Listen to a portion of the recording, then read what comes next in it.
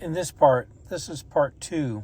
Before we can place the magnets on the rotor and before we can put the coils on the stator, we need to understand what the ratio is for coils to magnets. And what you see is it's typically a 3/4 ratio of coils to magnets.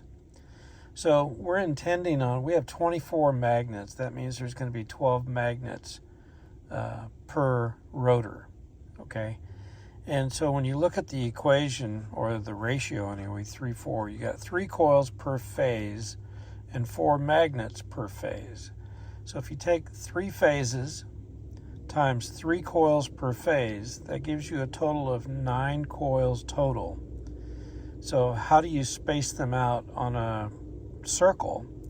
If you take 360 degrees, which is in essence a circle, and you divide it by 9 coils, every 40 degrees you're going to place a coil. So you want to take a look at that 9 coil circle there with C1 to C9. Those are each of the references to the coils. Notice that C1 is lined up with phase 2 C4, and in phase 3 it's C7. So if you look at C1, C4, and C7, they're each 120 degrees for one phase, but each one is 120 degrees out of phase with the previous coil. Then if you go to C2, C5, and C8, those are 120 degrees out of phase with the C1, C4, and C7.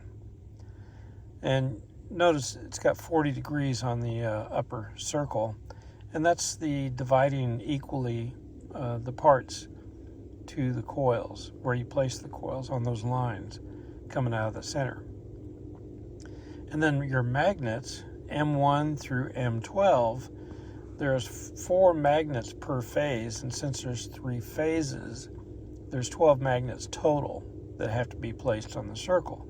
So if there's 12 magnets, an easy way to think about this is the circle down below is just like a clock.